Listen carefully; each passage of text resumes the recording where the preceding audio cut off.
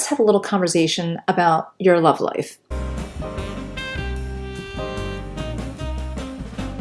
You're here right now, you're probably in a relationship with, married to, or just got out of a relationship with someone who is a splitting narcissist. So let me first give you just a little bit of a background of what that means. Splitting narcissist is someone who, when they first meet you, everything about you is great. Now, I'm not talking about just the infatuation period where people are more complimentary and show this like greater side to themselves, but they will go over the top. So for instance, say you love watercolor painting, okay, that you enjoy doing it yourself, you enjoy going to museums, and this person is going to tell you, oh, I love how you do watercolor, I love going to those museums, and they really lay it on thick that they think that you are like one of the best artists they've ever seen and everything else. Maybe 3 months, 6. Not only are they not interested in watercolor and they don't want to go to museum, but now they are actually critiquing you and telling you that you are horrible at watercolor, that you have no talent, that why are you doing that hobby? You're never going to be Picasso. And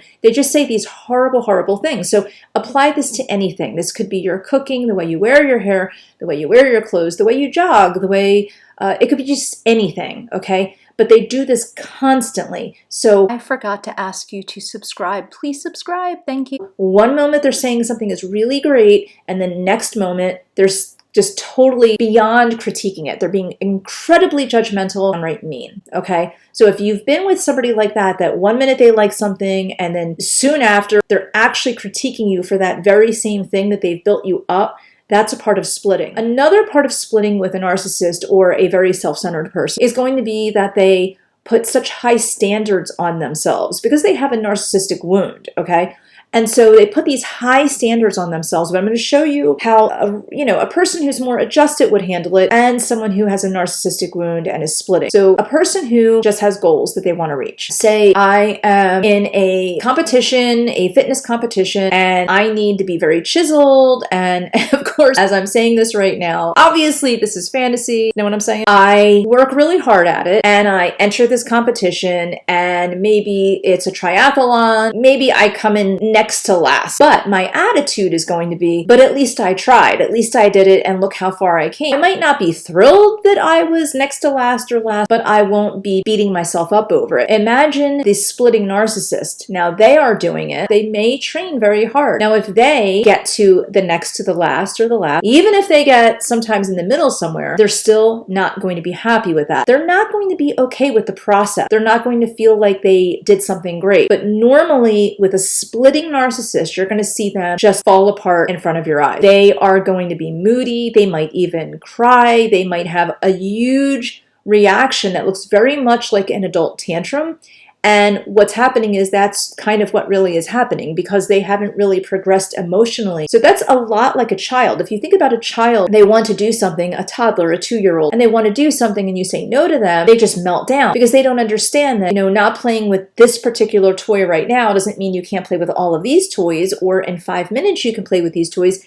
They just have a meltdown because their life is very black and white, because they're not developed yet. Well, with a narcissist that is very splitting, they're pretty much in the same boat with the toddler, which is horrible. It's horrible for them, it's horrible. And the dynamic that you may have with that splitting narcissist is that you're constantly trying to cheerlead them, constantly trying to build them up. But interestingly, what they do is they're always trying to put you down. What starts to happen with that splitting narcissist is that the dynamic is that they're putting you down and you're building them up because in those moments that they're in a good mood and they're easier to live with. And you are craving that from them, but they just can't get there, can they? They get preoccupied with criticism. They might critique you horribly. They might put you down. They might make jokes at your expense in front of people. Anything that makes you look not perfect, they just seem to bask in. And that starts to really wear you down. Anything that you achieve, they just can't give you credit for, because anything you achieve is not going to be quite enough. So not all narcs are super grandiose, and and that's what we think of when we think about narcs. The covert narcs are actually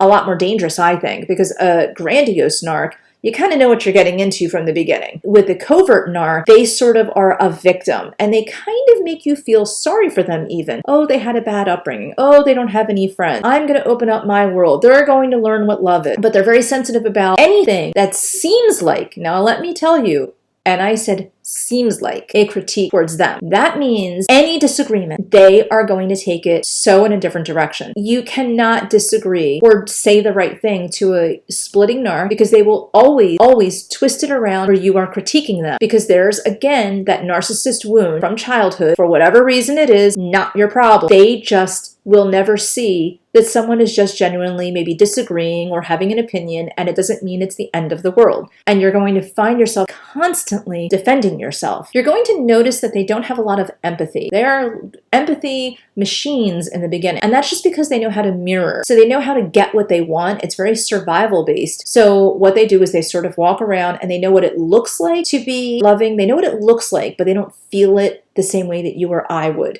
So what they do is they lay on the empathy, they lay on whatever they can so that you feel that they care. And that's what they want. They want to bring you in. I do believe that many narcissists, not the psychopathic toxic ones, and I know I'm going to get I always get these like mean comments on these videos when I say anything at all nice about a narcissist, because some of you guys have been with like really horrible psychopathic narcissists, and I get it. Those are not the people I'm talking about. I'm talking about the people who are struggling in life because they had abuse, neglect, or whatever. I'm not saying that you have to be okay with that, but for them, love is actually hurting other people. So again, not your problem. How are you coping with whatever he's given you right now? Joe's background and Joe's trauma and Joe's neglect and anything that Joe's going through is Joe's problem. Even if you're married, and I know a lot of you guys are thinking that because you're married to someone or in a relationship with them, it's your job to fix them, because sometimes people have to learn on their own, and a narc, unfortunately, is never going to learn how to work through things if you're always holding their hand. Because whether they had neglect or abuse, they have to be the one to learn to help themselves. Just like the toddler has to learn how to cope with, I can't always do what I want. It's the same thing. You're basically dealing with the same mentality.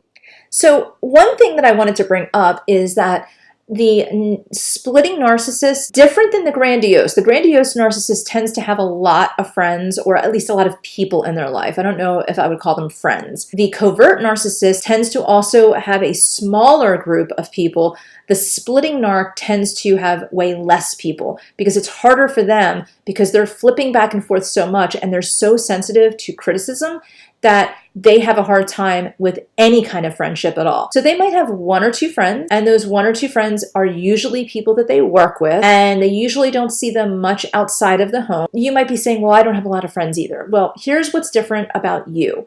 You probably have 1 to 3 to 5 close-ish friends that you could call if you're feeling down or have some kind of a conversation with, or they call you. Then you might have a support system right outside of that. That might include some family members, other friends. Maybe they even feel like acquaintances, but you can have a good time with them. You can laugh with them. Then there's like another level of acquaintances, and it keeps going and going. But if you really look at that ripple effect, you're in the center of this ripple effect of people that if you wanted to, you could actually make a lot of friends, where that splitting narc just cannot do that. They see every other person as a threat, or they're dumb, or they in some way demean every other person, even sabotage the relationship and just want you to go do something without them.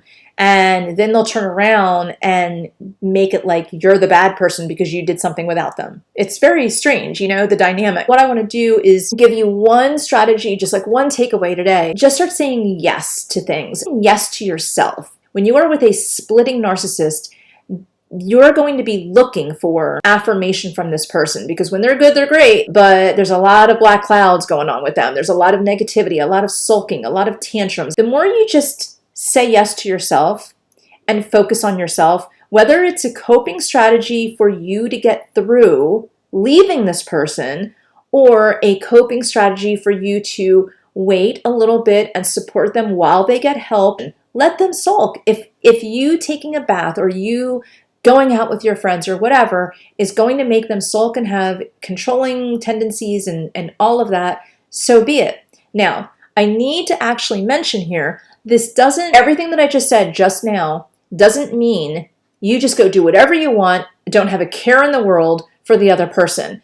If you are going out with people who are toxic, okay, and the other person is saying, I would rather you not go out with these toxic people, and you know deep down that these are not good people, well, then that's not a dynamic either that I am encouraging. So two wrongs don't make a right. That's such a, like my mom just came out. Okay, I have babbled enough and I am going to wrap up right now. So if you have any questions or comments, write them below. I always check the comments, and please subscribe and ring the bell, and I will talk to you soon. Bye.